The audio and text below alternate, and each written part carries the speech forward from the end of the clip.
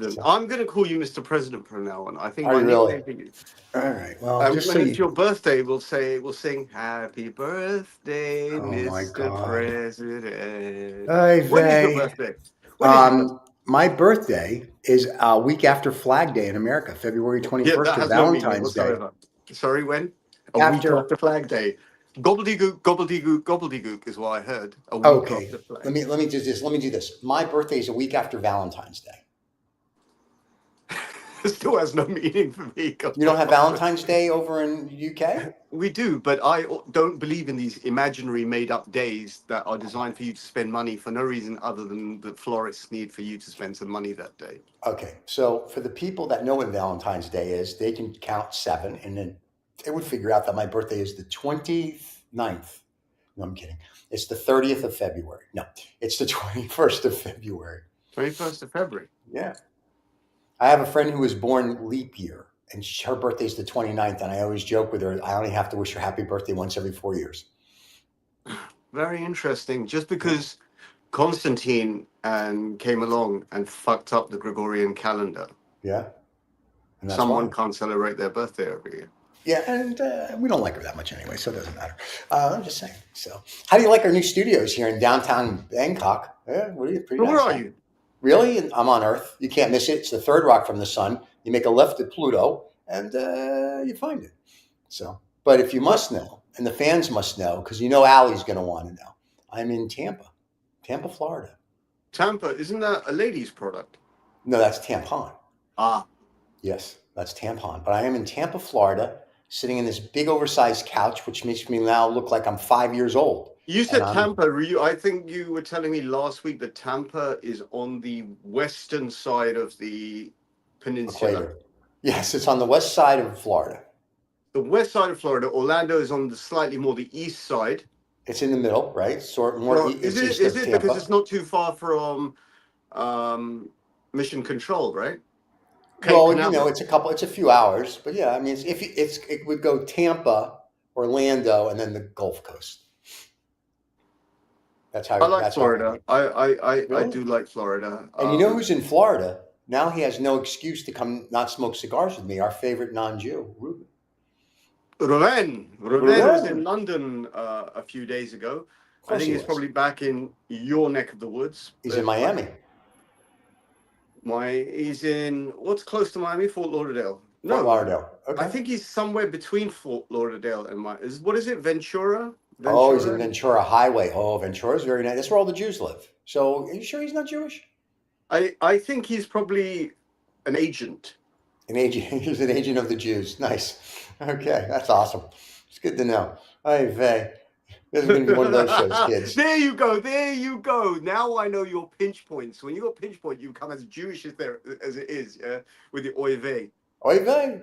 I'm Jewish. How was I supposed to know all these things? I don't know what your young generation is about. It's just crazy. Today I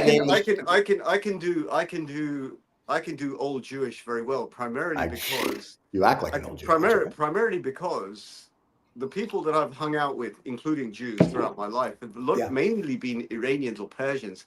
And they behave in the same way. It's always about smile, but they take it in a slightly more sort of slightly slippery direction. You guys take it in a slightly more tragic direction. So yes. For us, everything is being Jewish. Everything is a tragedy. It's like I'm starving to death. I'm not hungry. As dramatic as possible. That's right. I'm starving to death, and everything we do is not good the end enough. Of the world. It's not right. It's not good enough. I'm starving to death. My son's a lawyer. He's not a doctor. I don't have enough money, but I have £5 million hiding under the bed. Right. So it's like there's two funny Jewish jokes for the people that I'm sure have tuned in for this while we're talking cigars. One is these two rabbis are walking down the street, and the one rabbi says to the other, he says, "You see those two women? One's my wife, one's my mistress." The other rabbi goes, "Me too." So, oh God! So there you go. That's a good one. Thank you. You may use it. I invented it. And then the other one is a rabbi is walking across the street and he gets hit by a car. So another rabbi comes running over and he folds his jacket and puts it under his head while they're waiting for the ambulance. And he says, "Are you comfortable?" And the rabbi that got hit by the car looks up and goes, "I make a living." So we're very. It's like we call it Surus. Yes, Surus I is like understand. Surus is like there's pain for everything. So yeah, so being I thought Jewish is its own thing. Yeah, we have a good time with that. I don't know if this is the place for jokes, but Why not? Rabbi Benjamin was lying on his deathbed, Sure. and he has three sons, and the energy is flowing out of the Right. rabbi. He knows he's just got a little bit of time left. He says, "Aaron, my son, where are you?" And Aaron is standing next to him. "I'm here, Father."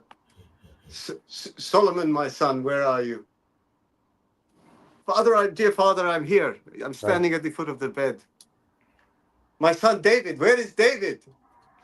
And David says, Dad, I'm here. David's here. And the rabbi goes, well, then who's looking after the shop? That's very true. It's like, and Colin Quinn has a Netflix special called The New York History, and he does this thing where the Jews come to Ellis Island, and he says, like the Jews, they're like, oh, it's like free medical. You check for tuberculosis, you do this, you do that, and he said, and the reason the Jews bought all the Brooklyn and Bronx and all that is because when they would go to City Hall, they'd be like, there's a lot of paperwork. And the Jews are like, what? It's okay. My son's an accountant. We can do the paperwork. Why don't you want me to do the paperwork? There's a whole thing. In the But family. it's in the family. where it's a whole different world. So, but yeah, so Tampa's interesting. So we'll see. So, I'm here for a bit. So there you go. As you can tell, in my new studio. The problem with the studio here in Tampa is they don't allow cigars. So what I will do for people is I'll post cigars I smoke on our Instagram account. And I will show you next Saturday the cigar I'm going to smoke after the show. Well, talking of cigars, Yes. I'm having a little bit of a thoughtful moment. Congratulations. I saw AJ Patel posting about the Davidoff Oro Blanco. Ooh, okay. All right. Now, this Oro Blanco, which literally translates to white gold, Okay. is a top-end Davidoff cigar. It retails in the UK for upwards of £500 per stick. Which Are you kidding me? No, actually, it's a very serious product. Okay. I know this because the chaps at Davidoff have told me. Oh, It's a very serious product. Well, that's why. And they know what they're talking about because Davidoff, as a brand, has pedigree. And talking of pedigree, Here she is. The princess is joining us, ladies and gentlemen. Talking of pedigree, The pedigree. Talking of nobody ate Princess's homework this week, she wasn't traveling, and she has a watch that she has a watch that tells the proper time. Who knew? Well, this is just it. I was talking almost But as I if am there 6 was no. minutes early. I am 6 minutes early than the official time. Really? You such a... Anyway, we'll pretend. Let's pretend. Does he get bonus points? Does he get bonus points for that? He gets no because he's calling. He's acting like we just talked about. He's being one of my people. He's being a Jew. I'm early. What do I get for it? I mean, this is what we're doing all of a sudden. Yeah, I'm learning from the best. Yeah, as you should. So, talking about that, and he disappears. Anyway, while you're sitting there with the Halloween light, and before I run the credits, do you want to finish telling us about the Midnight? Do you want to tell us the rest of the story? I'm giving you a sunny ambiance, primarily because it's like 30 degrees here in London, right? Yeah. Oh, congratulations. Hence the garbs. But I only just made it onto the program today. My head was spinning. My normal phrase is, I'm waiting for the earth to stop wobbling. Yeah, because that Friday night water. Hey, so tell us the rest of the Davidoff story before we run the credits. No. First run the credits. Oh, excuse me. I didn't know. The new producer of the show. Here, let's run the credits, everybody. Hey, welcome to Habanos Saturday. We're live, and Princess is joining us. Riz is here. I'm here. Nobody cares. And there you go. This is 2OF Entertainment. I have joined. Welcome to Habanos Saturday, the fastest growing cigar show on YouTube with over 100,000 subscribers. Come join us every Saturday live. Habanos and Davidoff. Every Saturday live. Fonseca it is. So does Davidoff paying us for that extra plug for them? Davidoff doesn't need to pay anyone. I think it's an exceptional brand and an exceptional product. He got paid. No, sometimes the choicest words are the unpaid words. Had I been paid, I would have said something truly out there. But in terms of reality, I think really it's an extraordinary brand. And what's made it more of an extraordinary brand for me is the amount of shit cigars being launched everywhere in the UK. All the fucking crap that is coming out. Total fucking crap. That lifestyle smokers are smoking, wearing stupid hats and silly glasses. Yeah. Are you talking about that guy we criticized last week? You want lifestyle? Do what Kirby does. I think Kirby's on to a good thing here. It's all about Cuban and Davidoff. I know where he got that. He got it from me, and he got it from people like Usman. So there you go. I like to give a shout out, but I like to be very inclusive to everyone. I've taken a lesson from Usman's book. I now no longer slag off people who don't deserve to be slagged off. All right, you're a little slagger, you. So, so Kirby, we're saying so to Kirby, because Kirby watches the show all the time. So Kirby, congratulations, you got a shout out, and we'll make sure your check clears. Number two. Davidoff, I love. That's one of my go-to, as you know. I like the late hour, late evening, lady of the evening, whatever the hell it's called. Yes. And I enjoy that tremendously. The various names you've made up for one simple cigar. And if they were smart, they would market it that way. I mean, I'm just trying to help them. But yes, I think the new face of Davidoff should be Usman. Really? Yeah, Usman has got that look. He's got that distinguished gentleman. Distinguished drivers. You've got that distinguished gentleman look. Does. Yeah. Usman is wondering where the fuck Reza is taking this conversation today. I know, but for a 12-year-old, Usman looks good. You see, I'm never disrespectful I'm never disrespectful of you guys, right? So you guys are on safe ground. Oh God. But Usman is thinking, what the fuck is going through? What is he going to say today? And that is the whole point, isn't it? Yeah, that's the whole point of the show. Yeah. Okay, Usman, just jump in whenever you wake up. So I am up very much. I would like to thank you both for being very kind and considerate always, and still accepting me. Oh wow, what a change! Reza has actually started to show up. Hold on, let's plug a product here, kids. There you go. Plugging product. This product this product has come to me from Usman. I think I plugged it before, but for some reason it's there. No, so you did not. Well, now that Reza has plugged it, Reza, can you bring that back? And Stephen, can you show us both together? Well, no, I can show us all together. So there. Yes, please. That's fine. Take a photo. Take a photo. That's a photo-worthy moment. Usman, you do it because Stephen's not all up with the tech these days. My God! And you think I am? You think I am? Stephen, can you please do that? I can't take. I don't know how to take a photo. You take a photo. There you go. There you go. Oh, no, Stephen's becoming wait. Now that he's really pissed off. He's like, I don't know. I know how to take a photo. What am I, 14? There we go. Wait. Hey, listen, if you can get this done while the show's to capture the okay, right. I'm still holding it. Yeah, still holding it. I could have done it. Oh, yeah. It's done. There you go. I have taken the picture. If I had one, I would have held it up too, but I don't. 24th of July. 24th of July is your delivery date. Yes. I have. Can I do another one? Can I do another one? You can show us whatever you'd like. So in contrast to my Est Dupont, hand painted Est Dupont. Oh, very nice. Excuse us, the Joker. Now, in order to be inclusive and in order to pitch, I won't say my new favorite. It's always been a favorite, but I think this is an exceptional brand. Oh, Davidoff. Yeah. For some reason, you're sucking up to Davidoff quite a bit. I'm not sucking up to Davidoff. Does not need. It's like saying sucking up to Ferrari. Ferrari doesn't need anyone to. Yes. Oh, they do. Are you kidding? The new Ferraris. I believe Davidoff. I actually know why Reza is doing it, Stephen. I know. I remember our dear guru and friend AJ was smoking Davidoff Oro Blanco 2 days ago. That's what we were just talking about. I am very certain Reza is now wanting to try the Davidoff Oro Blanco. That is what is happening here. We got you today. You're not wrong. What actually happened is like when you watch a video of someone eating a burger, for some reason. Burger is in your head and you want to eat a burger, right?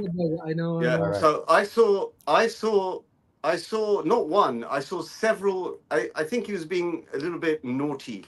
He was constantly posting about this What am I going to Oro say? Blanco, What am I going white to gold. say? AJ, white gold, not silver, white gold. Yeah. That's White what Oro gold. Blanco means. Wow. That sounds like Right? something He else was from the 80s. posting, and it looked delectable. It looked as he was fucking enjoying himself, right? Which Right. is, Mhm. and he was saying there's a retrohale, deep retrohale on Yeah. this, and then curiosity got sparked, and ever since, for some fucking reason, I can't get Davidoff out of my brain, right? And there it is. See, honesty. Usman is right. Honesty.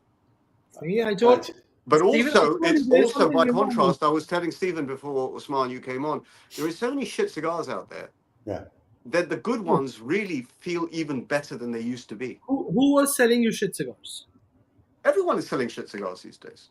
It's Name the a new shit cigar. fashion. It's the new fashion that I've got a cigar brand, and I want to. So I don't want to be dismissive of everyone. There is a chance that 1 in 100 or 1 in 1,000 will come up with a smokable cigar. Let's put it that way. But when you smoke a cigar, the whole purpose of smoking a cigar, in my book, Usman will be different, Stephen will be different, is you're capturing a piece of time, you're capturing a place, an aroma, an era that's disappeared, and you're kind of reliving it in the modern day world. And for that, you need a product that has traveled through time to get to you. And Davidoff's and Habanos cigars have traveled through time to get to you. Right. Okay. If someone designs a sports car tomorrow, it may be an outstanding sports car. No problem with that, right? But I would have thought people like me of a certain age would appreciate something that has the history associated with it. So it goes back to that. I agree with that. Davidoff is a great. I love my Davidoffs. I like that. But there's other good cigars out there. Of course, the Cuban brand of cigars is the best. God forbid. And there you go. Now, when you talk about somebody, of course, who people whose travel is soon going to be banned for Cuba is gonna be sarcastic like you, Stephen. So it's fine. We understand the sarcasm here. Excuse me. Just so you know, I spoke with Donnie. Donnie and I was in Mar-a-Lago the other day with Donnie.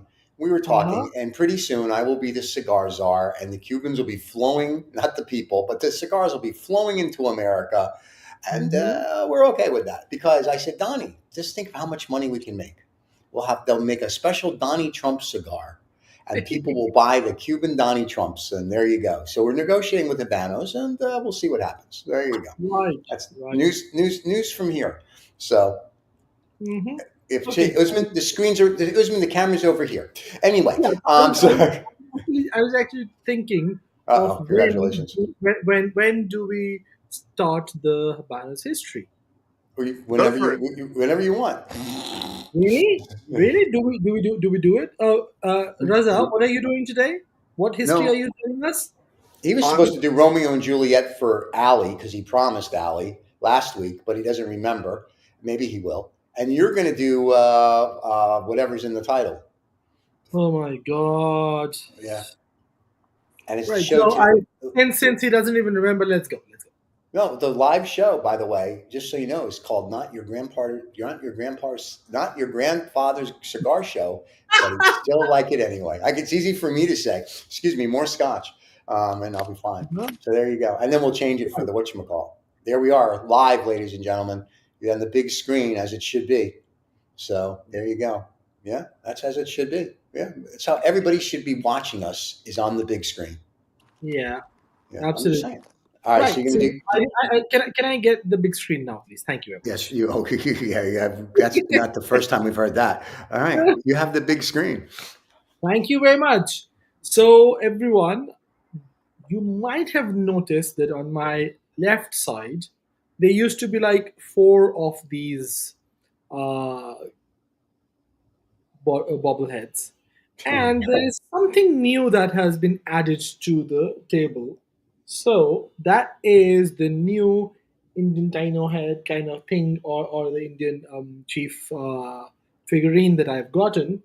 And that is not just a figurine, but an amazing cigar stand. Hence, I take my cigar off that today. And for the ones who want to see it closely, that's how it is. Very nice. Oh, look at that. So basically, you're using the Indians, or they like to be called the indigenous, or the First Nation people, as slaves. Nice. That's very nice of you. We've been slaves for a lot of years. I mean, I think we deserve to have somewhat of fun in this one. Okay, that's one way to look at it. Right. I love it. Yeah. So today's brand Yeah. is Fonseca, a lesser known brand in the Cuban portfolio, and lesser known for the ones who are not very regular smokers or who are new smokers. But the ones who've been around, they know that this brand is a pre-revolution brand from 1892. Wow. So practically somewhat around, if I'm not wrong, so we are talking about 132, 33 years old brand. Fun part is the brand was formed by a gentleman named as Don Francisco Fonseca, who's renowned for his eloquence and very gentlemanly look. He created the brand, he built the factory and all that stuff. And 1907 is when he registered the brand, not only in his name but also expanded the operations while being living out of New York. So he had been moved. He had moved to New York or U.S. at that time. Yet he was operating his company in Cuba. The production was running, and that is when the brand got its recognition. Even after the revolution, the brand continued for a long time. It is termed as one of the other brands category or the portfolio category, and it is a very very unique cigar from a perspective that it still owns to the real kind of thought process of the founder Fonseca, because since he was a very well dressed gentleman and all that stuff, he decided that his cigars are going to be in tissue paper. So this Oh is my a goodness. Japanese tissue paper or Japanese paper which was used at that time, and this is the only brand like Cuaba in the Habanos portfolio, which is a double pyramid or double figurado always. This is one brand which is always in this kind of a small little tissue paper. There have been many cigars in this portfolio, but right now, the currently in production cigars are Fonseca. Has like four of those, one being Fonseca number one. Then there is, if I'm not wrong, Delicios. Yes, yeah. So sorry, Cosacos. It has, yeah, Delicios. I was saying wrong. This is Delicias. And the fourth one, which is the smallest and the thinnest one, this is KDT Cadets. So like the cadets. So this is KDT Cadets, which is actually a very thin cigar and still in production. It is a 36 ring gauge by 4.5 or 115 millimeter in length. So without further ado on that brand, now a lot of people might be thinking, how do we smoke this thing? It's like the way there are a few cigars which come in a foil or they come in a cedros. How do you smoke? So there are different ways you can tear the tissue paper, still keep the band and smoke. I prefer taking this thing out completely off the tissue paper and then smoking it that way. So I'm gonna do that, and then Why we would you go. do that? You want people to see what you're smoking. See, the thing is, I do not wish to smoke for others. I smoke for myself. Right Right. now, so in most of the cases, I try to now hide the band or take it off because I've seen a lot of people just smoke for the sake of the band or showing it. I keep it sometimes when I'm smoking alone. I take it off because it helps me actually remember the notes and the aroma and the profile of the cigar a lot, and that's how I'm training myself for further depth of knowledge in this. You could be right there. I've started taking the band off myself, but then Yeah. what I do is I flick it at the person sitting opposite so they know what I'm smoking. Because when they receive it, they can have a look and they say, I got hit by a K Dorsey, or I got hit by a Fonseca. And that in itself is a cigar memory for them to hold on to. Right. So Well, that's. Thanks for sharing that, by the way. right. So mm, mm, yeah, a little bit of more, and it should be done now. Yes. And Oh God, look at this. We got matches now. Hey, vey. Here we go.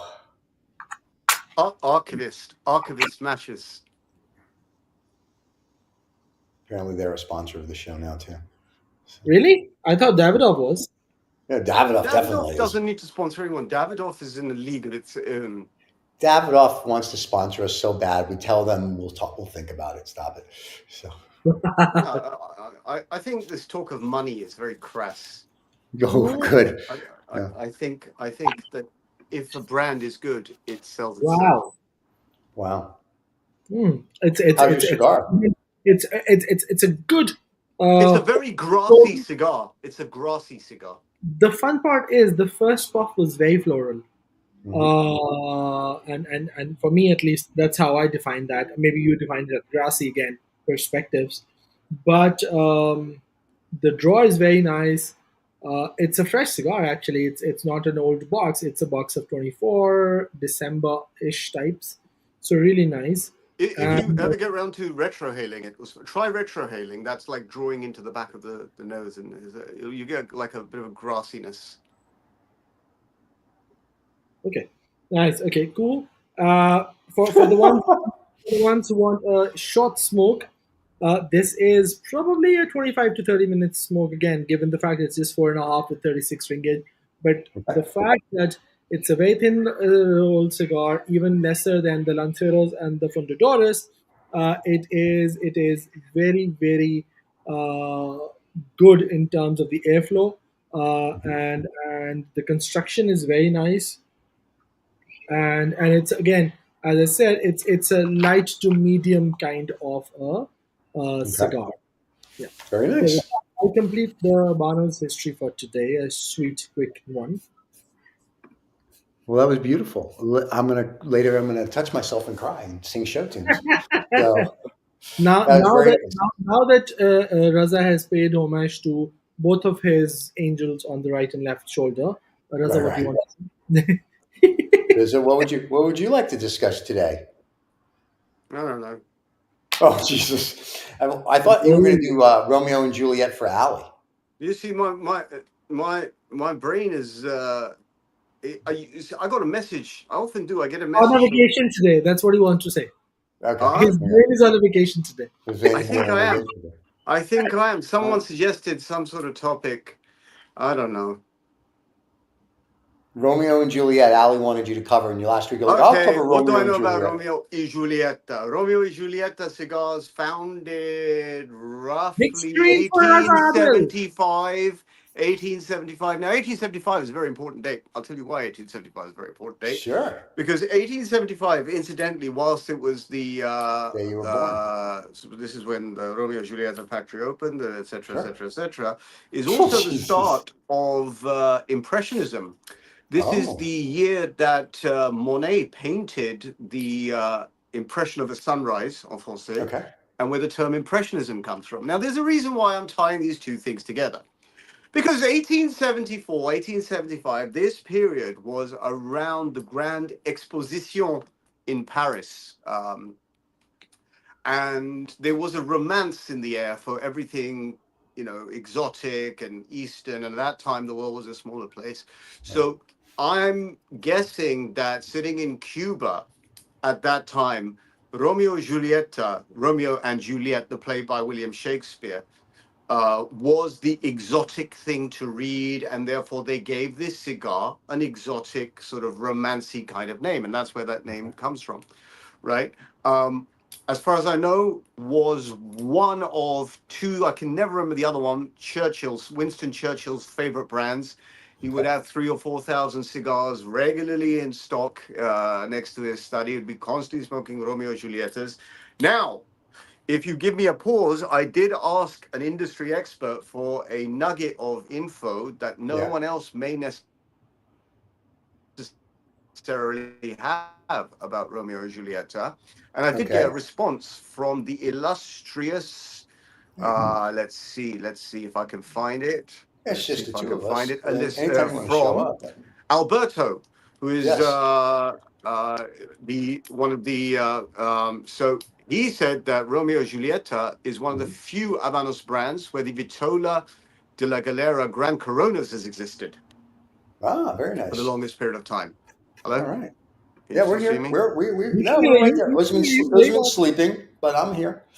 I'm very much So, here. that those things are off the top of my head. Okay. Romeo and Julieta cigars. Generally, I've had a complicated relationship with them Right. ever since As I've most of smoked your them because, relationships. first of all, it is one of the old brands.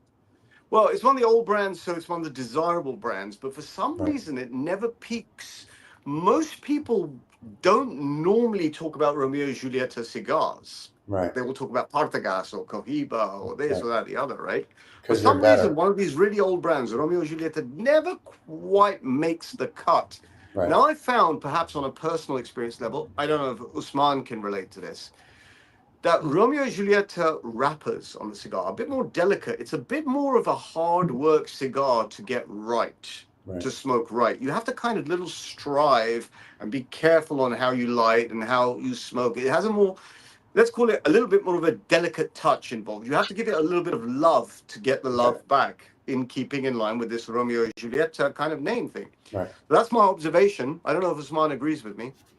I, Rosamond, this is. I, Do you I agree? think, yeah, I think I will agree to a certain extent because a few of the new releases are really like that with a very delicate wrapper, and I would say more to do on that part is primarily because of the price point and all of that. So if that is not going to be giving that elegance and that delicacy kind of a feel, I don't think people would really appreciate and agree to those kind of pricing. If, however, if you see the Romeo and Julieta, the regular ones, number one, number two, number three, the ones that didn't come in tubo, they are still the same looking. Where, yeah, uno tres. So they are still looking the same. Yeah, yeah, yeah. So this look the same old way, and the wrappers are not that finer as compared to the new series. But But Usman, what is your observation on this? That I don't find well, no, let's put it in positive sense. I find that people tend not to really, as much as they it's not like a preferred choice. Oh, let me smoke a Romeo and Julieta. No, there's a Partagas thing going on. There's a Cohiba thing. There's a Trinidad thing. There's a Bolivar thing. For some reason, there's a reason. There's a reason. Reza. See, uh, if I'm not wrong, there are six global brands, right? Out of those global brands, Cohiba is practically now out of reach of a lot of people, and is generally always out of the reach. There are five other brands. Out of those five brands, what are the most produced and most widely available brands? There are three brands, right? One is Romeo y Julieta, two is Monte Cristo, and three is Partagas. Mhm. Now, people who like stronger cigars, they will always favor towards Partagas, whereas the people who like lighter cigars, they will go towards Romeo and Julieta, and the ones who are more towards the medium-bodied cigars, they will go towards Monte Cristo. That's one. The other thing is the availability of the number of vitolas in Romeo and Julieta is so huge that whatever you say, wherever you are, you would end up finding at least one or two vitolas in any of the humidors or any of the shops, yeah, which is plentiful, unlike, plentiful, plentiful. so which is not very common in other brands, even like Monte Cristo or Partagas, whereas the portfolio and the vitolas are less. So if we say in the petty corona type of thing, or thinner ringages in the 40s, Romeo and Julieta, if I'm not wrong, has at least 7 to 8, 9 different choices. Romeo and Julieta number one, two, three. Then you move on to your millifleurs. Then you move on to your Romeo and Julieta Cidros number one, two, three. Then you move on to the Cazadores, which is also a thinner ringage. Then you move on to, if I'm not wrong, there's a sports largo. There is another one. So there is like 8, 9, 10, which are very thin, very basic stars to start with, which are primarily less than $10 cigars. So a lot of people go and find that easily, and hence the name of Romeo and Julieta being So, there. I would tell you, I mean, if I'm not wrong, before even I had started smoking, there are two names I was aware of, or kind of they were back of the memory. One was Romeo and Julieta, one because of the romanticism and the all of that, Right. but also the other part is Monte Cristo, because these are the two names you would have heard or you would have seen people smoking one way or the other. Partagas was not that common at that time, at least for me. I wasn't aware of it, or A. Chapman or Hoyo de Monteri for that matter. So yes, that's where I would say and agree that Romeo and Julieta has that kind of the presence in the minds of people. Yeah, but so Romeo what and you're Juliet. saying is that Wait, product has become slightly cheapened by comparison. That's what you're saying. but the And other it's not a problem good with word, though, but Yeah, the other, Stephen, go ahead. the other problem with Romeo and Juliet, even if you smoke the Dominic, and Uh-huh. I've smoked both. I've smoked the Cuban and I've smoked the Dominic. To your point, it's like smoking rolled newspaper, because it's very, very light. So if you really, when people go, what cigar should I start with? I'm not a fan of Romeo and Juliet, but I always say that's where you start, because this way you can. It's like you won't get sick, even if you gulf it down like a cigarette. You won't get sick. You won't.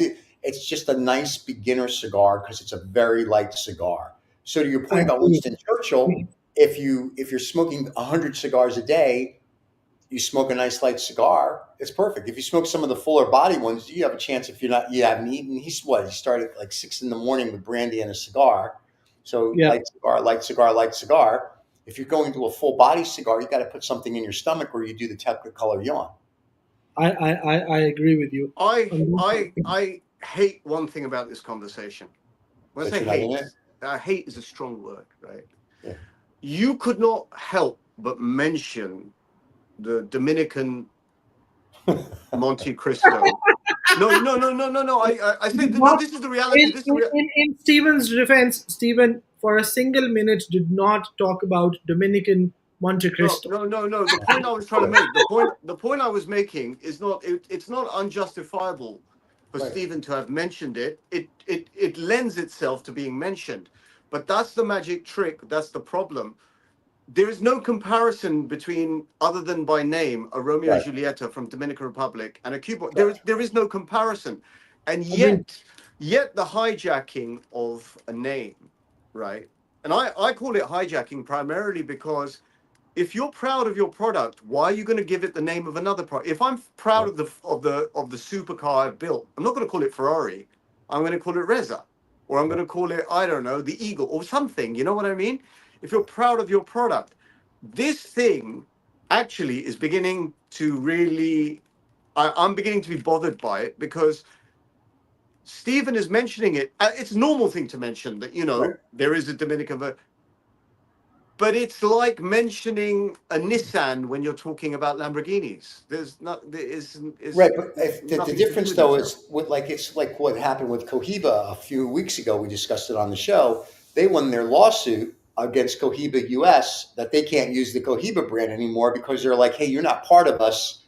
You have to stop. Now, I don't know if the Romeo and Juliet people in Havana or Cuba have licensed it or if they're actually growing in the Dominic. So, but there is all There's no license, and the primary the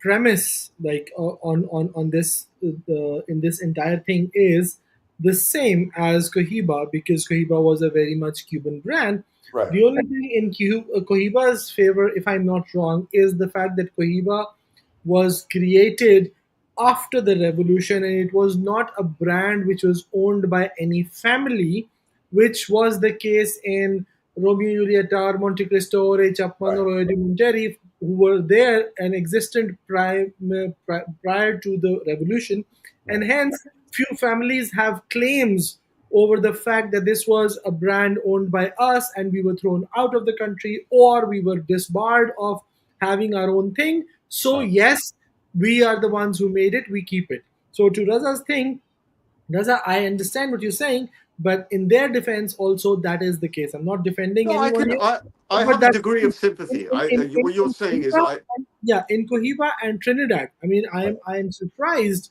that Cuba has not filed a similar lawsuit, or maybe if they have, I'm not aware of in Trinidad's case, because Trinidad is even 3 years later. I have a Then solution. I have a solution. I have a practical solution, right? The practical solution is that, or could have been, yeah, that those farms or families promoting Cohiba in Dominican Republic or Partagas, they should have been proud of what they're doing. They should have called it Cohiba Dominican Republic, DR. they say They should have that. called it Romeo y Julieta, DR. They say that the brands and the No, box. as part of the name. I'm not talking about marketing. I'm talking as part of the name. And the label where it says Dominican Republic. He's saying, Yeah, you should just say You're missing the point. So it is see, if something is inherited by me, or if something was built by me, why would I want to put a other name or tweak it just because somebody else has taken it? Then let me ask you a question. No, hang on. Premise. Then why didn't they take the Cubans to court? Why did they not take the Cubans to court then? What court are you going to take them to? Right. If I rightly believe, I don't know the legality behind. So I'm guessing, and maybe I'm coming across very stupid to those legal experts, but this is a genuine question, right? If people are very proud of that product, why haven't they taken the Cubans to court? Why haven't they taken a factory to court? Because these are commercial entities. Why haven't they taken the exporter to court? Because when if you're using something in the marketplace, theoretically, whether you patent it, trademark it, or whatever, if you go to court, like if just say I come up tomorrow and I'm like, I'm going to make the Fonseca brand here in America.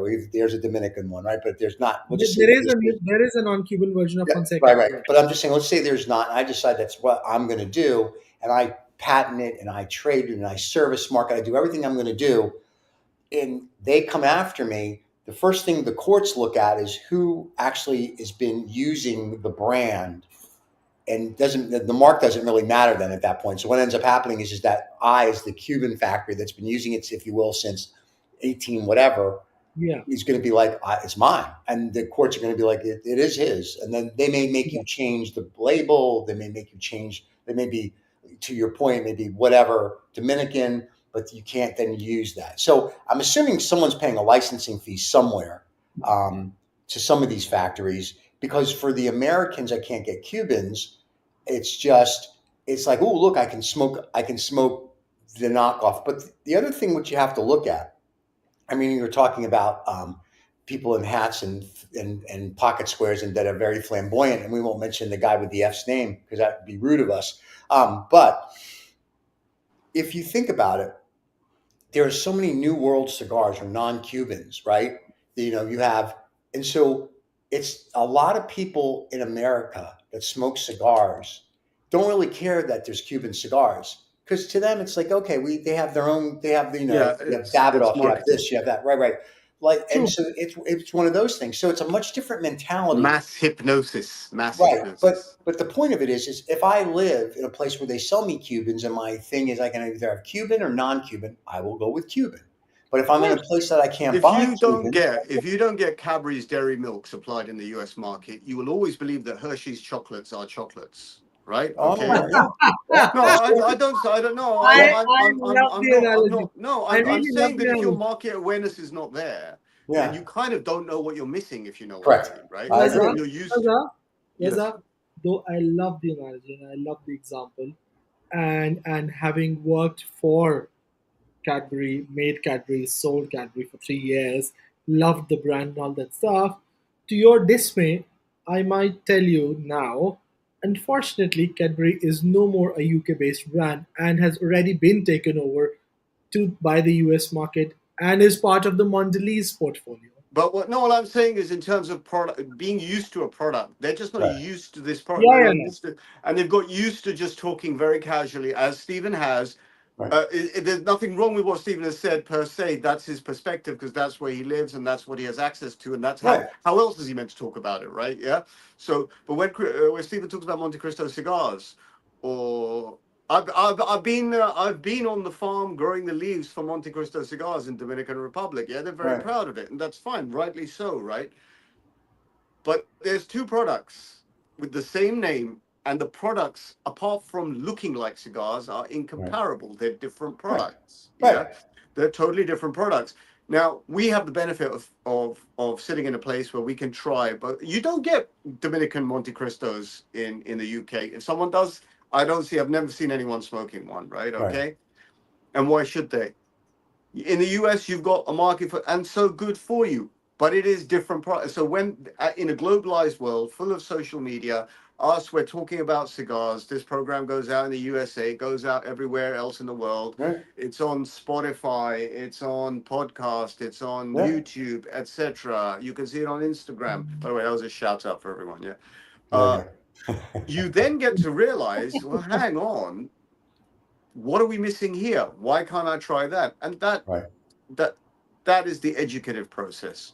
Right. So maybe I'm coming from an arrogant perspective here. Maybe I'm just privileged that I can try those things. But that is a point of view. Part of it also is, if you look at it from what you just said, if you never travel outside the United States, right, and you smoke whatever cigar that's a non-Cuban, then that's all you'll ever know. And you have to remember, when the big smoke, when Cigar Aficionado puts it on, they don't give you Cubans, right? They give you every American brand there is, if you will. So they're promoting what they can promote. Yes. And I always joke about Donnie making me the cigar czar, but realistically, if that ever happened, and I know we were busting Usman's chops last year about this, and if you think about it, we're probably, outside of China, the largest market. The Cuban market would dwindle down to like the rest of the world to nothing, because we would smoke, people here would be going nuts for it. So if you don't, to your point, if you've not driven the new V12 Ferrari or the Lusa or the F40, thank you, and you're driving another type of car, then you don't know. But when you drive, or whatever, if you drive a Rolls Royce for luxury and then you drive a BMW, you're like, eh. So it's the same mentality and the same thing, until you don't know. And there's going to be people that are going to try Cubans and go, oh, all right. They're not going to see. And by the way, and I blame, by the way, Cigar Aficionado magazine. It's the big distorter. I mean, it is a US-centric magazine. Yeah, having these fucking award lists with all these fucking cigars. What you're saying, you've got an award ceremony or you've got an award ranking for shit cigars. Well, they do Cuban. They review Cuban that's how cigars. I see it. It's just a marketing exercise to sell product. Well, it's just sell the paper. Yeah, well, that's all they ever do. They sell the paper. I remember the Rob Report did a cigar of the year with some U.S. cigar, and I tried it. I was like, this is crap. I literally wrote them a letter, and then I was invited to a cigar event like 2 months later that they put on in Miami. This is many years ago, and I met the editor, and I said, who picks your cigars? And he's like, oh, so-and-so. I go, your cigar of the year is crap. Like, I wouldn't give that to like my enemy. And he's like, oh, no, it's blah, blah, blah. And I'm like, all right. So I think in the U.S. market, you should encourage people to smoke. Like, if they're not able to get Cubans, this is just a personal suggestion, by the way. You can bin it. I think you should smoke something with pedigree, something with real gusto, real quality. You should smoke Davidoff. Of course. Davidoff, that's weird. That's the one. That's the go. Other than the CAO Brazilian Amazon, go to Davidoff. I was waiting for when the CAO Brasilia is going to come. Yeah, well, here's the funny part. He likes Camacho, Reza does, which is Davidoff. His cigar last year of the cigar of the year was a Davidoff.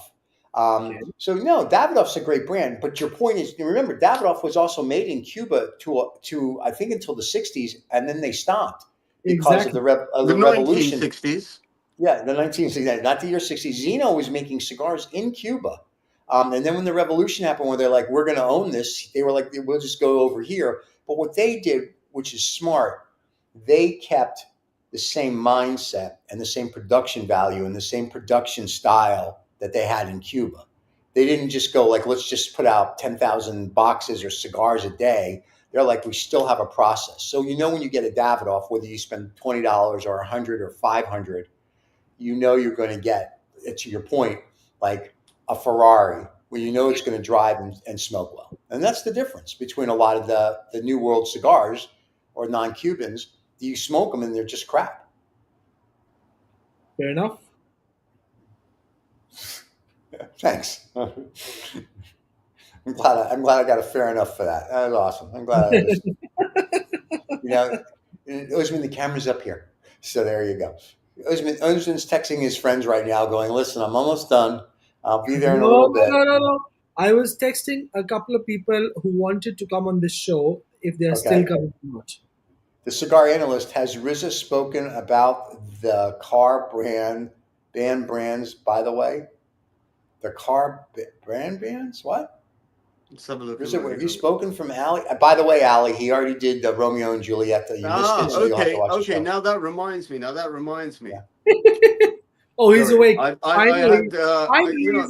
read messages late in the evening, and they sound very, very on point. And then by the next day, I've forgotten. So thank you for reminding me, Ali. Yes. So I posted something day before yesterday, about some oblique Partagas brands that I found in the big fun book of Partagas. Okay. The big fun book. Right. Yes. Sorry.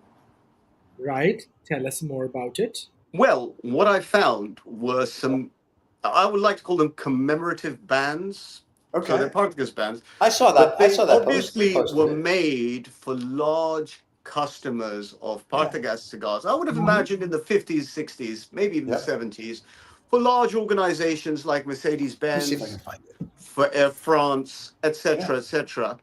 More as sort of commemorative cigars, perhaps to give as presents to some of their bigger customers, perhaps for specific occasions. But nevertheless, the interesting thing is these Cuban brands that are very sort of like closed shop. They're very sort of like, they do not like to, they're very relatively secretive industry. They do not want to cooperate too much with other global brands. When they do, it's by, they used to cooperate with entities like Air France and Mercedes-Benz and give them sort of cigars. And I don't know which Vitolas they would be.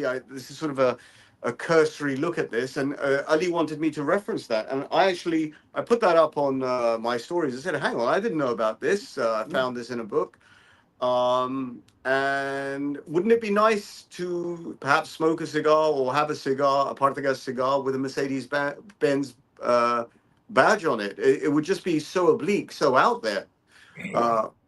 Agreed. If you are referring to that, I have something to show you. Hey, remember this is a GP rated show. It's a family show. I know. Wait, and he disappeared, so apparently he's showing it to us right now. Let me show you quickly, by the way. This is where I pinched those bands from. There we go. I don't know if you can see, there's, I'll try and line it up. There's a Mercedes-Benz somewhere in here. Just look for the Nazis. You'll find them. Is it on that side? There you go. Yeah, one of Adolf. Oh, there it is. Right, it's there, actually. It's there. Can you see? Yeah, you can. Yeah. Now, whilst this book is a very nice book here, I haven't read in as to what Vitola size is. I haven't actually found, it may actually already give me the answer, but I'm guessing these are sort of commemorative cigars or cigars ordered by a company in order to give as presents to their own, I don't know, their customers or a ceremony or something like that. That's what I would have done. And I think that's a relatively accurate guess. I would have thought I'm 95% on the money for that. If you think it, then it's got to be true. You're talking about the guesses. I'm going to tell you where you can find the facts about it. Since we're talking of books, hold on. There we go. The most important and one of the most interesting, informative books in modern history on Cuban cigars, El Habano Moderno by Alexander Groom, who owns the Cuban Cigar website, is actually very informative on all of this kind of topics. And when I say that is, if you see on their even Instagram handle, for the last couple of months, Alex has been putting in a lot of pictures and a lot of history about very similar kind of things that Reza, you were just talking about, where he has shown a few big brands where and their boxes, which were made specifically for some establishment or some specific person or something like that. So if you want to read more and have more information, you can actually do that, and that tells, because this is all documented research with proper proofs and all that stuff, tells that there was a time when the factories could have a very custom order commissioned by someone influential or an This must have organization. been sort of pre-revolution, I would have thought. Yes, yes, this is Right. all. Most of it is Yeah, so pre-revolution. my guesses were right. But there are few instances that he has shown which are even after revolution too. So right after revolution, so in the 60s and in the 70s also there were situations and there were things which were Well, done as well, custom well, order. well, we spoke about this about 6 or 7 weeks ago. The birth of Quai d'Orsay, which Mhm. is a commercial venture, is No, no, no, no, no, post. no, no, no. See, you're No, talking no, no, no, of, no. I know, no, but I know what you're saying. But I'm talking about the relationship with external entities, right? yes, yes, yes. Relationship around not just commercial entities outside the field of cigars, but commercial entities within the field of cigars. Maybe that's not the perfect example, but that is still an example of cooperation. Exactly. See, as if you go on the Cuban cigar website handle, you would see there are a lot of examples that he's shown of the pictures in the boxes of cigars which are preserved at James J. Fox or Number Six or a few other older establishments in London, which has them, or a few collectors have them, which were specific special orders for a specific personality or for an organization or for something of that sort. So I think that is a Operation But outside of yes. Cuba. the thing that you both are missing, Thank when you. they would whatchamacallit, when they would have cigars special ordered back in the day, whether it was Mercedes or whoever, when they would have Cuban cigars special ordered, that's when men were men. And the world wasn't a bunch Thank of you. pussies where you're not allowed to smoke cigars, you can't do this, you So can't do that. I think I am if so happy to hear this comment. okay, well, And I have more. I got a lot more. But my point is, if the world was different, and we weren't a bunch of just little pussies and you can't smoke a cigar here and you can't do this, like in this corporate apartment, we're not allowed to smoke cigars. That's why I can't smoke a cigar on the show. Can't even smoke outside. It's the dumbest thing in the world. But at the end of the day, if this was a different world and I was a business and I was still a man, I would be like, you know what I'm going to give this holiday? I'm going to give you a box of cigars. I know you like cigars. People don't do that. They barely give scotch. Yeah, it's a So different that's the world, different problem. time, different place. Yeah. agreed, totally agreed. So it's pathetic. You So know, No, no, no, no. there was the thing. People like There me was have come up with a solution of that. yes, Now that we can't get our own commissioned custom cigars, what we yeah, do is we put footbands with our name on it, yeah, very nice. right? So we put footbands on the, and that becomes kind of a memory for the people right. who that has been gifted to. Okay, so that's how you can still keep on with what you were saying, Stephen. Okay, I think even though with Stephen and also this conversation, this was about a culture that's changed. There was a yeah, culture until about maybe 15, 20 years ago where it was like okay to talk about lighting up a cigar in a hospital after the birth of your child, right? right. It's kind of we live in a world which has made that sound very dated. Yeah, We're treated, when I say we, I think at an age level, we're treated like dinosaurs that are already dead and extinct, where it's like the world is yes, not relevant to us. The world is very relevant to us. There is still life in uh, the old man as yet, right? Yeah. all right. We have something to contribute to this culture. And actually, the value I don't know if we were talking about this earlier or maybe I was just talking about it in my head. The whole purpose of smoking cigars, I think we were talking about Davidoff cigars originally, right? Yes, Was yes, that you're time traveling, you're smoking a yeah, product that has traveled through time to get to you. It wasn't made today. right, Yeah, okay. And the today product has its value, has its place, but right, it cannot stand up to something that's traveled 80 years, 150 years. right. It's been traveling through time to get to you. It's gone through it's like a refined Porsche. You know, Porsches tend to look very similar, right? If you kind of go back in time, the shape is kind of, it changes a little bit, but it's been engineered and improved and made better and better. And like when we talk about the Davidoff, which is, I'm not saying this sort of like just because it's season of the flavor of the month, right? One of the great things these guys do is they really engineer their cigars properly. They have no end of, they have something like 7 million permutations of tobacco blend. Depending on how drunk Roy Sommer is. Sometimes he says it's 3 million, sometimes he says it's 7 million. I'll just take a guess on the higher number. And Roy Sommer, if you're listening in, great fucking cigar brand, man. Well done. And Eddie, hello. This is a great brand. It's been traveling through time. It has history, it has provenance, it has pedigree. It's something interesting to smoke. Right. And all of this, for me, is about time traveling to a time and a world where things were different. And unfortunately, they've changed quite a lot recently. Things are not in fashion. Fashion changes not even every 6 months to 6 months. Fashion changes every month to month.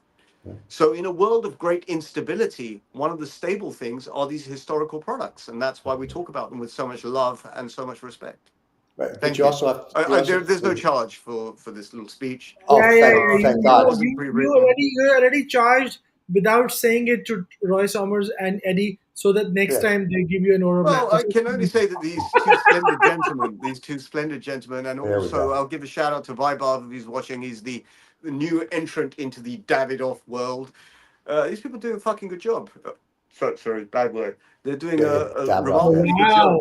Wow. Remarkably good job. You know what? I didn't want to use such a crass word with such an elevated product. Here we go. He was invited to the event a few weeks ago, so he's it's not this. I'm not bought and he's going to another event probably next week. If I like something, I like it. Yeah, he's going. Yeah, he's just sucking up for the events. I've smoked plenty of shit cigars, gentlemen. I know, and Davidoff is not one of them. We're well aware. I don't believe you should be speaking about Davidoff in the same sentence as. Okay, you just keep Davidoff. Just keep the checks coming to Reza, and he'll keep going. Allie says we live in a world of a bunch of dandies. Hey, that's the guy with the F with the big flower in the hat. Anyway, the problem also. I know, I'm aware. The other problem is with some of them wear stupid shirts and silly glasses and weird hats. I've heard. Faux, I think. Anyway, the other problem is that we have is that a lot of the cigars, Davidoff is included in this, a lot of these cigars, there's a history. When you look at some of the newer cigars, New World, if you will, or non-Cuban, there's no history. They've been around 10, 20, maybe 30 years. Is in the complete fucking knob end who started them. That's his history. Yeah. Right, but that's my point, right? I can't stand it. There's a bunch of chavs out there starting brands of cigars. Fuck them all, yeah. Have something, have some level of sophistication about it, right? Have some level of history about it. No, don't have it. Sorry. Well, and that's the difference. I mean, we're of a generation, or we're of an ilk that we like the cigars with the history and a provenance. Some of the people just want the brand new stuff that came out because some celebrity cigar person came up with it, and they're like, "Oh, I got to try it. It's great." It's crap, but they think it's great because they don't know any better. It's the same thing. So, it's in a perverse kind of way. In a perverse kind of way, it takes for all of these crap cigars in the market to actually elevate the really good ones as well. I agree. I think there's a sort of like a self-fulfilling role in that. Yeah, I think so. Yeah. But there's no really crap Habanos cigars actually. I've not encountered one. I mean, like really, really crap. They're sort of like, they have their own qualities to them, but it's really good tobacco. At the end of the day, that's what Cubans say, isn't it? They don't say, "Oh, I'm getting banana leaves from this cigar," or "I'm getting coffee." Right. They just say, "This is good tobacco. This is good shit, man." That's how they talk, right? I mean, they don't say in a crass way, but they say, "This is really good stuff." And they also say it in Spanish. They also say that in Spanish.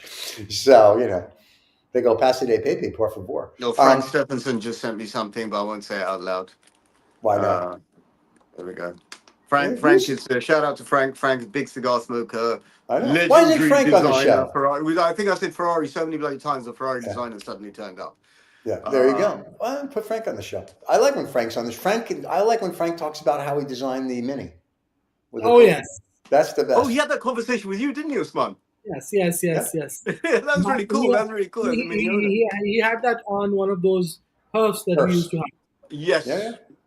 But now we have them here when the Let's fans do that. aren't traveling. Yeah, so we'll do it here. We'll have Frank come on and tell us about the Ferrari and Le Mans, McLaren that he designed. I wish Frank would tell a story about a cigar and a car. Oh, there you go. A cigar and a I think car. I made this up in my head, but I think his story was, I think he was in Miami smoking a cigar and he was watching a marlin being, marlin is a fish. Yeah, fish. I thought it could be the baseball team. And that's where he got the design for the McLaren P1. Really? The shape of the marlin. That's where it came from. All right. But he was smoking a cigar. Now, wouldn't it be a fucking amazing history if that legendary designer told you the brand of cigar he was smoking when he designed a P1? Now, that would be a tie-in to history. Now, that's history. Because I've said this out loud, I'm going to message him and ask him, and he's going to say, Reza, what the fuck? I don't remember. I was drunk.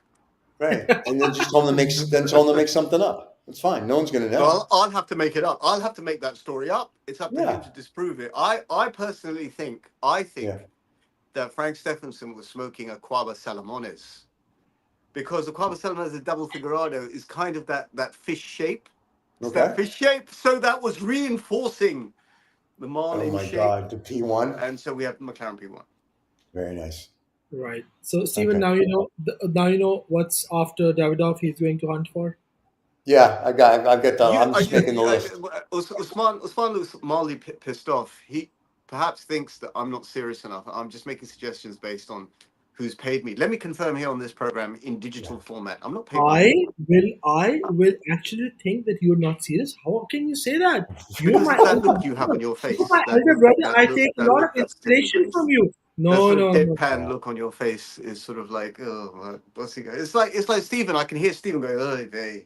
I can hear him doing it, right? You can say, fucking hell, he's going off on one again, I'm only going off on one. Because I started at the beginning of the show. When it comes to design, when it comes to cars, when it comes to cigars, when it comes to great company, I get carried away. One great cigar. Tell everybody what you're smoking. That's a grassy cigar, very grassy. Not at all. Have you got grass in the background? Steve, no. You've got grass swaying. See, if you're down to less than a centimeter on this, it tells you the cigar is right, and it has not heated till now. Very, very, very good. Good. After a while, we're halfway through the year, but Usman, did you have a cigar of the year last year? Yes, cigar. We all did. Yes. What was your cigar of the year last year? Magnum 50. Have you encountered your cigar of the year this year, even though we're only halfway through the year? I have. I don't think yet. Stephen? What? Have you encountered your cigar of the year, even though we're only halfway through the year? Yes. CA Brazilian. Well, yeah. No, I smoke. Well, no, I don't think that was my cigar of the year. I think it was something else. Well, what is your cigar of the year up until now? For this year. So we're like midpoint in the year. What is your cigar of the year? My cigar of the year right now, because I'm just enjoying them, it would be the Davidoff Late Evening. Okay. The late hour. Very good. That's a very good choice, given that we've been talking about Davidoff on this program. What's fun? Because the delivery man just dropped off the humidor with all the. I happen to think that's a splendid choice. Davidoff are outstanding cigars. I love Davidoff. Yeah. They just dropped off the Zodiac cigars. So. For me, I was once again reminded of my all-time great choices of Cohiba Robusto being an absolutely amazing cigar. So far, I mean, and when you smoke a Cohiba Robusto, which is at least 6 years old, and that too in the capital of the cigar world, which is Havana, you can't go wrong with it. So shout out to Havana. Yes. So I mine was like Cohiba Robusto so far. Well, we might be of one mind. Not completely, but we're very close. I think my cigar of the year is a cigar I've revisited after a very long time, at least a decade. smoke it a hell of a lot, but this year I've smoked it maybe 6 or 7 times. Every single time, outstanding, has blown my mind. I think it might end up being cigar of the year for me, which is a standard production cigar, is the Siglo 2. That's a great cigar. Cohiba Yeah, Siglo that's a 2. good stick. Yeah. It delivers on every single thing that you could ask of it. Every single thing. It's the right size. It has the pedigree, second century, Siglo 2. AJ Patel argues with you here. He's writing something. Oh, he would to argue with me, wouldn't he? you. He's that It's type like, of you know, person. AJ's like he's Jose. He's put Jose in here. Jose Cazadores. Yes, and his brother Jose. Yeah. What about Casadores? Yeah, I didn't get it, but He there's didn't a say. smile. He just said Jose There's Castadores. a smiley after that as well from AJ. So I Maybe don't that's know. his cigar of the year. Maybe that's AJ, AJ's you know cigar what of the year. I'm finding, even though I have huge amount of love and respect for AJ Patel, yeah, and Here even he though comes. he was smoking this this Davidoff Oro Blanco. Just a reminder, AJ, Oro Blanco means white gold, doesn't mean silver. Okay, now not to correct Yeah. you, far be it from me to correct you. It's just humble advice. Oh, But he's a bit of a contrarian. If you like something, he goes the opposite direction. okay. That's a Right. curveball. AJ's saying that the Jose is a curveball. Okay. Fair enough. Okay. What? So Why is it curveball? Explain. Explique. And to your comment, he says totally correct. why? And Totally correct. Of course, What comment? he What loves me. part? Because my comment was all over the Your place. comment goes in the other direction, if I'm not wrong. Or So he should have that said I'm incorrect. Well, I don't know. I mean, There's maybe sort of like there's a bit of philosophical. let's infer to what he has said. Either What he is has said totally correct to you saying. so now AJ gets a bit of a jab from me. AJ, having raised yourself to the pinnacle of the Oro Blanco yesterday. Oro Blanco. So it's related to Oro Blanco, I guess, the gold. Yes. So having smoked this illustrious cigar a day or two ago, what are you smoking on the downer today? What is this a bit of a step down? What are you smoking? Are you smoking a CAO Brazilian, a bit like Stephen like hammers the CAO Brazilians, or are we they on send me containers. or are you full, smoking so, the Davidoff range? Are you going through the Davidoff range? I can't hear anything. Because he says I missed No. productions filled with weed and Cuban cigars, real champagne, I'll let you overrated guys because read it. of the embargo. I can't read anymore. So, Okay, is Miss El Productos filled with weed? Is Cuban Cigars real champion or Did he say overrated weed? embargo? No, it's not. Or it's not Ajay saying it. It's someone else saying it. Pro Blanco. You're pro Blanco. no, this is El Deuce. El Deuce is saying it, not I think he's AJ. correcting. I miss El Productos filled with weed. Is Cuban Cigars the real champion or overrated because of the embargo? The real person who could answer that question, apart from Usman, the real person who could answer that question would be Mr. AJ Patel, who's listening, who is the Proprietor. No. he knows almost about as much as cigars as Usman does. No. Wow. Oh, what are you talking about? God, I just gave you a chance to interject there. Well, okay. AJ Patel, you guys are talking about cigars of the year so far. I just put the Jose as no one talks about it. Yeah, so that's why. So we should talk about Jose next week and his We brother should Jose. talk about the Cazadores. Yeah, we Let's should. talk about the Cazadores. That's a good shout out from Mr. Patel. Yes, Mr. Patel. Very good shout out. And he knows his cigars. He kind of does, yeah. If he doesn't know, who else would? I was going to say, well, I can think of a few people that might, but I think he's. I mean, I think AJ doesn't come on here for a vanity shout out, but unfortunately, when he does come on here, there is a bit of a vanity shout out. The guy knows his stuff inside out. No, see the fact that he knows almost as much as some Chinese fellows we know, Mr. Patel. Well, there's the side conversation. I'm just getting AJ's blood high. Just getting his blood. The temperature's high in London. I thought it was a little bit of intellectual stimulus there. AJ says, "Trust me, I only know a little bit." He's very modest. He's a very nice guy. He's very modest. Humble. I think AJ likes. He's a bit of a. You know what? I'm gonna give you a nickname, Mr. Patel. I think you're the cigar stealth bomber. You kind of fly under the radar, or at least you want to show that you're flying underneath the radar. There you go. You see, it's one thing me having a chat, but Usman likes to suck up a little bit. I don't understand. Yeah, this. of course. Yes, sir. Yes, sir. I did. You totally acknowledge that, Chief. Chief. I'll tell you one thing very clearly. Wherever I know that I can learn something from someone, I will always acknowledge that. But you never text me. You never text me. I think that statement says it all. See, the fact that I had to teach you something a few weeks ago to calm down on a lot of things. You just made this show slightly more interesting than it has been up until now. Oh God! Right? So when it comes to AJ, I think I would kill to learn from him as much as I can. Who would you kill? I agree. Who would you kill? Well, right now I can only see you. The man's asking you a serious question. How was the Fonseca? Mr. Patel wants to know how your cigar was. Now, was it grassy? I always get this grassiness. Okay, so I really enjoyed it, and especially when I said this is what is left of this cigar, which is less than half a centimeter, and this is not because I wanted to smoke the cigar this month. It was too fucking good to smoke till then. And I had smoked a Fonseca after a while, so I really enjoyed it. I smoked a Fonseca a week ago just to piss someone off. I really like the Fonseca number 1 out of all the 4 regular productions that are there. But this one I really enjoyed. This was practically my first time, if I'm not wrong, smoking a Cadet. Very nice. Yeah. A Cadet? Yeah, so the name is KDT Cadet. I was smoking.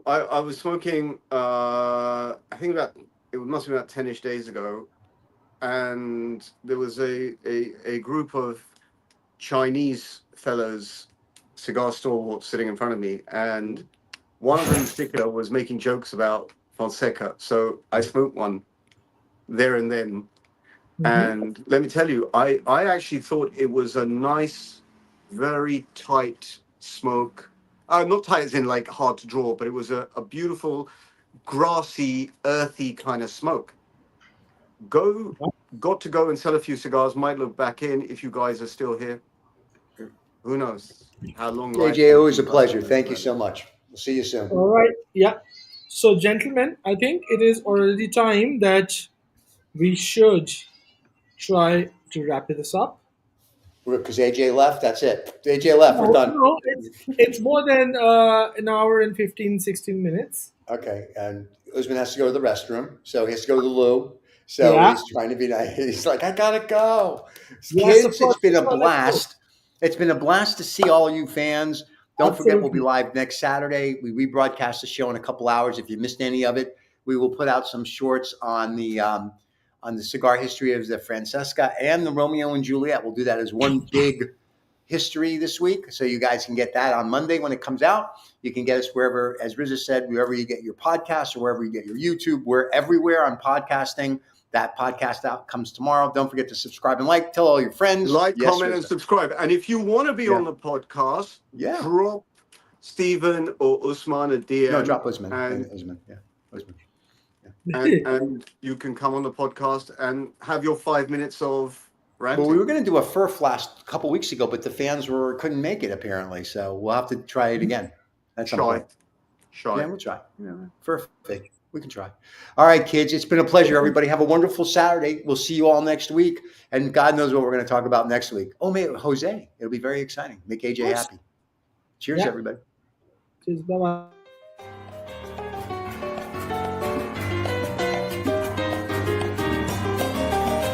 Jose Cazador.